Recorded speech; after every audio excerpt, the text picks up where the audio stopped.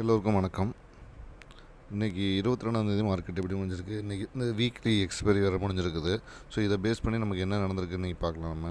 So இப்போ பார்த்திங்கன்னா market gap அப்பில் ஓப்பன் ஆகிட்டு அங்கேருந்து டவுன் வந்துருக்குது. ஸோ ஆனால் நல்லா பாருங்கள், இந்த கேப்பை ஃபில் பண்ணுறதுக்காக அது போய்கிட்டு இருக்குது அப்படிங்கிற மாதிரி தோணுது. ஓகேங்களா? ஸோ இப்படி இருக்கும்போது நம்ம 24,270 நேற்று முடிஞ்சிச்சுன்னு சொல்லியிருந்தோம்.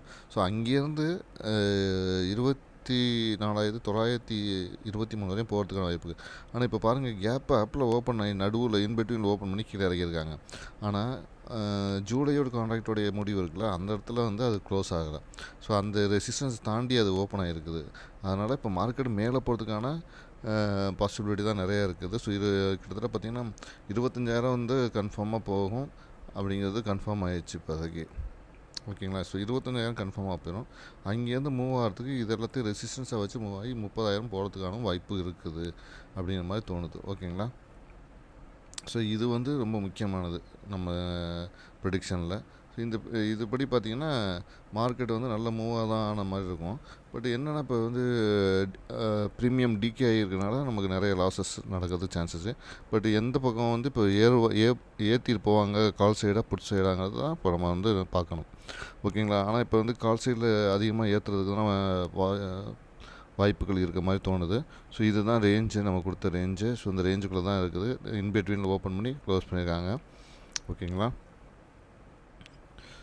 ஸோ இதுதான் இன்றைக்கி நடந்த முக்கியமான இது. பார்த்திங்களா, 24,863 ஓப்பன் பண்ணியிருக்காங்க. ஸோ அங்கேருந்து 24,811 க்ளோஸ் பண்ணியிருக்காங்க. ஓகேங்களா? ஸோ இதுதான் இது. ஸோ இப்படி பார்க்கும்போது நம்ம ப்ரீமியம் கொடுத்தபடி என்ன நடந்திருக்குன்னு நம்ம பார்க்கலாம். ஸோ என்னென்ன ஸ்ட்ரைக்ஸ் நான் எடுத்திருக்கேன் அப்படின்னு நம்ம பார்க்கலாம். ஸோ நான் எடுத்த இந்த ஸ்ட்ரைக்ஸ்லாம் பார்த்திங்கன்னா வந்து 24,700, 250, 800. ஸோ 24,750, 24,700, 24,800 இதெல்லாம் எடுத்துருக்கேன் நம்ம. ஸோ அப்படி பார்க்கும்போது இப்போ நம்மளுடைய கொடுத்த ப்ரீமியம் படி என்ன நடந்திருக்கு. ஸோ நான் எடுத்துக்கிட்ட ப்ரீமியம் பார்த்திங்கன்னா 154, 192, 154, 154, 115, 154. ஸோ இந்த மாதிரி ஸ்ட்ரைக்ஸ்லாம் நான் எடுத்துருக்கிறேன். ஸோ அப்படி நம்ம எடுத்ததில் வந்து இப்போ கேப் அப்புனால இந்த ஸ்ட்ரைக்ஸை வந்து அது ரீச் பண்ணல.